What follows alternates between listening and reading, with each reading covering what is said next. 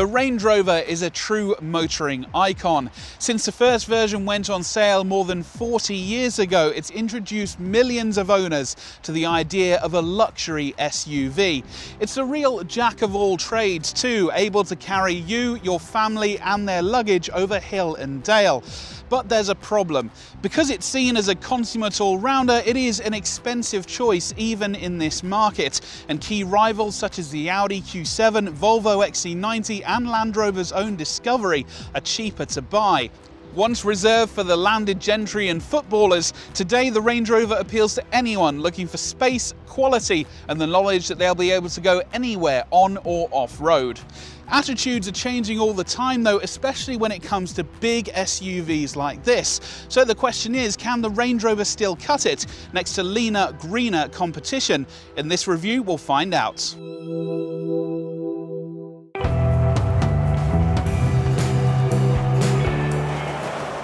There are 4 engines on offer in the Range Rover, including a fairly frugal hybrid.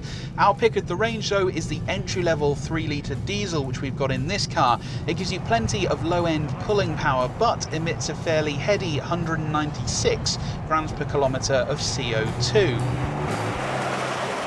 If you want more power, then there's a 4.4-litre diesel V8 option with 334 brake horsepower and even a 5-litre V8 petrol with over 500 brake horsepower. Both cost more to buy and run though, and in the real world, the difference in performance isn't that big. The Range Rover excels when it comes to ride comfort. All versions of the car get air suspension as standard, and that means you glide over most of the ruts and bumps you'll find on British tarmac. Ride control is excellent. In fact, it's even better than most luxury saloons. Now, the Range Rover is a very big car, and there's no getting away from that, but one of its tricks is in hiding its bulk very well. It's more agile than you might expect, and it feels precise in most situations. In fact, it's only when you're hurtling along a countryside B road that it tends to pitch and lean through the corners.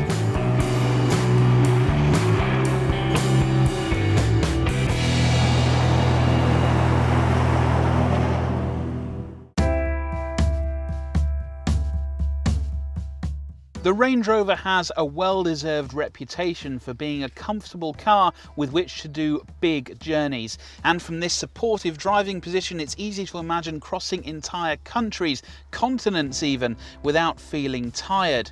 This steering wheel moves in and out and up and down electrically, and every car gets electric front seats with adjustable lumbar support as standard. Now, once you've clambered up into this driver's seat, it's easy to find the right position, and it gives you a great view over the road ahead as well, which is all down to height. More about that in a moment. But if you need to park the Range Rover, you might imagine that its size would make it feel very hefty, when in fact these straight lines let you see exactly where the edges of the car are. So actually parking it is quite easy, and that's helped by standard parking sensors and a rear view camera. Now onto height again. So imagine you need to lower the car to let somebody else in, or indeed raise it to go off-road. Because of the air suspension, it is but the work of a moment. So if I turn the car on, we'll be able to see that in action. It's all down to this button here on the center console. If I press and hold it, the whole car lowers as if by magic, and if I need to raise it again, then it's just the button the other way and the whole car raises itself up to what is now normal height, and if I press it again, we're going to go up to what's called off-road height. And speaking of going off-road, gone are the days where you'd have to pull levers in the cabin to activate things like diff locks and make the car able to go off-road. No, these days it's all controlled electronically using this panel. Now we've got several different modes on offer here. We can choose snow, rain and ice, we can choose forest, we can choose desert, and we can choose to go over rocky terrain. Essentially anything that you're likely to encounter. And all that makes the Range Rover one of the most capable off-roaders on sale today. And that's despite its relatively newfound status as also being a luxury car. It shouldn't come as any surprise to find that the materials on show here are among the best around. Leather trim is standard, and the craftsmanship on offer is of an extremely high standard, and it all feels well put together. That said, rivals such as the Audi Q7 and Bentley Bentayga move things on even more.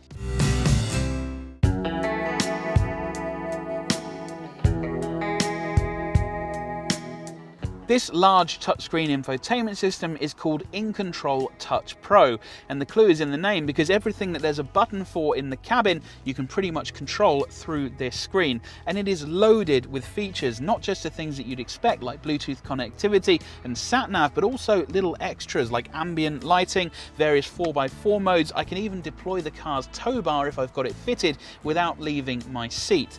So let's see how easy it is to connect my mobile phone and then set a destination in the sat-nav. Now my phone is handily stored away down here, Bluetooth is on, so I'm going to tap to connect my phone and the system is now discoverable. So if I go into my phone and select Range Rover, which is in range, there we go, selected that. It's immediately asked me if I want to pair with the phone, which I'm doing. Now we used to criticize Range Rover's infotainment systems for being clunky and slow to respond, but this new version is very fast and it works very well. There we go, I'm connected straight away. And that means I can make phone calls and listen to my music.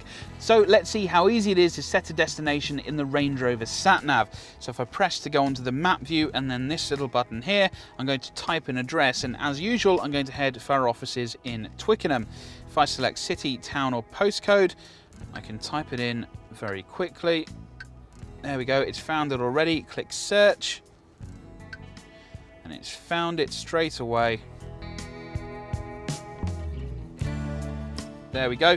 Now this map is very well laid out and the whole system is very graphically rich, so it's easy to see where you're going. But one of the other things the Range Rover can do now is put that information directly in front of your eyes, because although the Range Rover has had a digital dashboard for a long time now, with this latest model it gives you different theme options as well as the option of putting the map right in front of your eyes. If I select menu and go to display settings, I can select the option to have the map projected on a full screen basis. So this system is now not dissimilar to the one used in modern Audis, which is called virtual cockpit display, and that's a system we've rated very highly, and similarly it works very well in the Range Rover 2.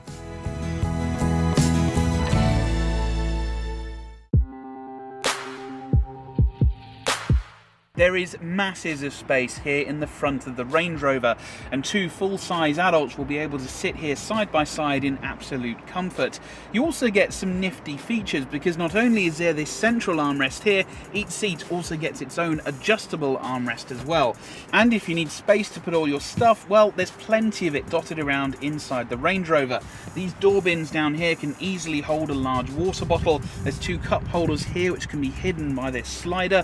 There's plenty of space here under the central armrest, which can also function as a fridge, and you get not one but two glove boxes, ideal for storing documents or, in our case, a light snack. Anyone sitting here in the second row of seats also gets a very good deal, because even if you're sitting behind a very tall driver, and I'm quite a large person, I've still got plenty of legroom and headroom. And even if you sit three adults back here, you're unlikely to hear any complaints over long journeys. These seats also recline at the touch of a button. Now, this being a Range Rover, you can obviously expect a fair degree of luxury back here, and each of the outer rear seats is heated, and you've also got your own climate and ventilation controls. There's also two extra 12-volt power supplies, although interestingly, no extra USB ports back here.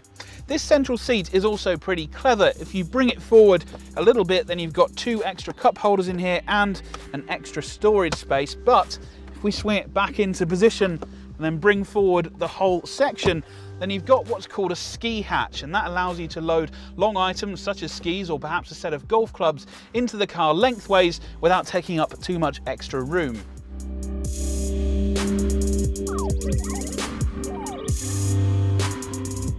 Now, bearing in mind the sort of family who's likely to buy the Range Rover, chances are you're going to need to take a lot of luggage with you as well. So let's have a look inside, and the first thing to note is that the Range Rover's boot is all electric. You also get this split tailgate, which serves a number of functions. It does give you a great platform to change your shoes or even to load items into the boot. The trouble is, once it's extended, it's quite difficult to reach in and find your stuff again. So if you're mid-journey and your shopping starts to roll around, you're going to need to really clamber clamber in to get it back. That said, there is a tremendous amount of space on offer here. You can easily get a full set of holiday luggage in here, or even a couple of sets of golf clubs, and still have room to spare. You also get a little bit of space under the floor next to the spare wheel, and if you're in need of even more space, you can drop the rear row of seats using these buttons, and it's all electric, although it does take a bit of time.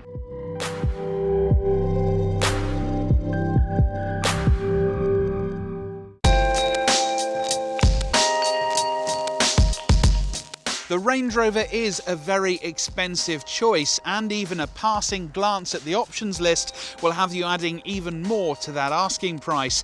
And it's not cheap to tax or to run. In fact, the only good news is that it copes very well with depreciation, and if you choose the right version, then you can keep costs to a minimum. The standard Vogue spec cars are well equipped, but our recommended Vogue SE trim level gets you extras including a dual view infotainment screen, which allows passengers to watch different content to the driver, a more adjustable driver's seat, an upgraded stereo, and headlights which dip their beam automatically.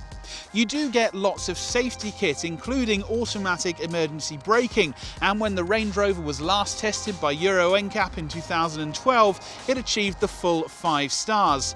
It might be a unique proposition, but if you're tired of conventional luxury saloons and want something that will carry you and the family in absolute comfort, then the Range Rover deserves to be on your new car shortlist. In fact, in a lot of ways, it's pretty much all the car you're ever going to need.